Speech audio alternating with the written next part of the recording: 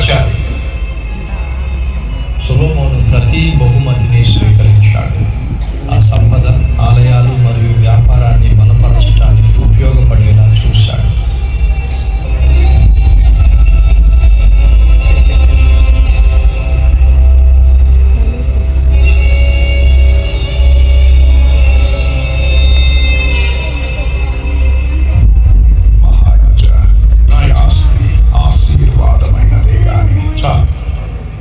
నేను చూస్తున్నాను, సొలొమోను యొక్క సంపాదనను చూస్తూ ఉన్నాను.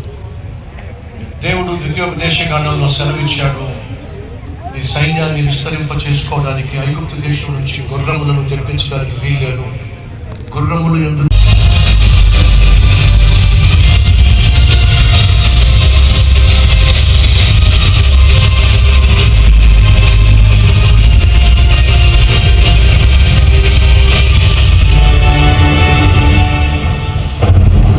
చీకటి కమ్ముకుంది.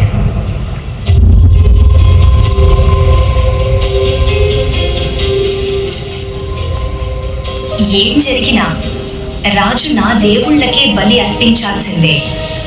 ఈ రాత్రి ఆకాశం నిశ్శబ్దమవుతుంది. కొత్త దేవుళ్ళ స్వరం వినిపిస్తుంది.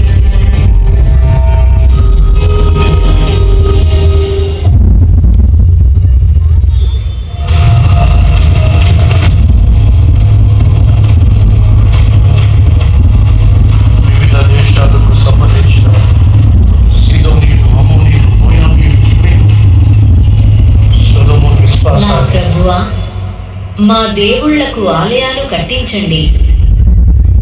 నీ దేవుళ్లకు ఆలయం నిర్మించడం నీ హృదయానికి సంతోషమిస్తే నేను నిర్మిస్తాను. జీవముగల దేవుని నుండి తన హృదయాన్ని తిప్పుకోవడంతో సొలొమోను రాజ్య పతనం ఆరంభమైంది.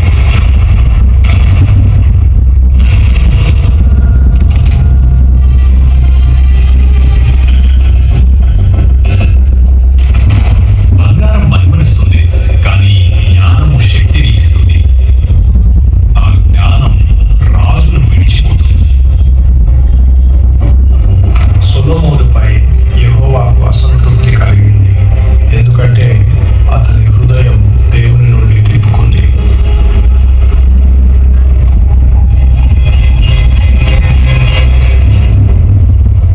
మహారాజా, మన దేశ సంపద, దేశ ధనం రోజు రోజుకి తగ్గిపోతుంది. మనం జాగ్రత్త పడాల్సిన సమయం వచ్చింది. ప్రతి పట్టణం, ప్రతి గ్రామానికి సందేశం పంపండి. ప్రతి గృహం అదనపు పన్నులు చెల్లించాలి.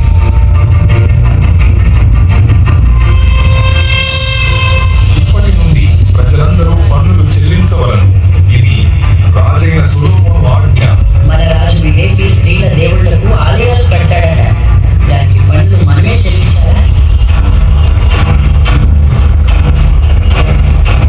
శత్రువులు మహారాజా, ఆందోళన కలిగించే సమస్య వచ్చింది. ఏమిటి సమస్య? ఎదోములో తిరుగుబాటు చెలరేగింది మహారాజా. అదాదు అనే ఎదోమి యువరాజు ఐగుప్తు నుండి తిరిగొచ్చాడు. సొలొమోను సింహాసనానికి ఎదురు లేవటానికి ఇప్పుడు తిరిగి వచ్చాడు. నా ప్రభువా, ఉత్తర దిశలో సమస్య ఏర్పడింది. జోబాకు చెందిన రెజోన్ దమస్కును స్వాధీనం చేసుకుని తనను తాను రాజుగా ప్రకటించుకున్నాడు. మరొక శత్రువు లేచాడు. అతడు నైపుణ్యం కలవాడు. ఎఫ్రాయిము మరియు మనష్షే వంశాలకు చెందిన కార్మికులపై తనని అధిపతిగా నియమించు.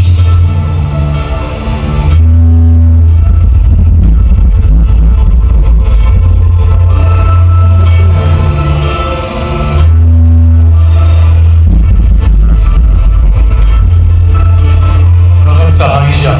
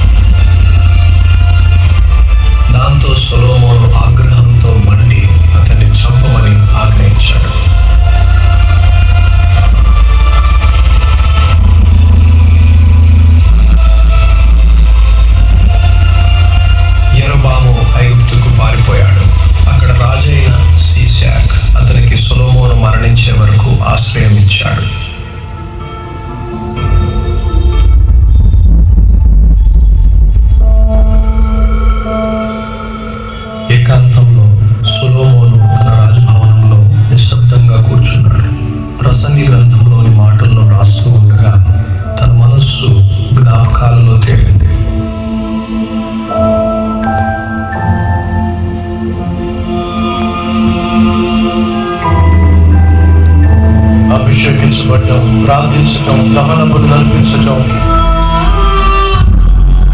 అన్ని జ్ఞాపకానికి వచ్చాయి. రాజుగా అద్భుతమైన పరిపాలన చేయటం జ్ఞాపకం వచ్చింది. చేసిన తప్పులు జ్ఞాపకం వస్తున్నాయి.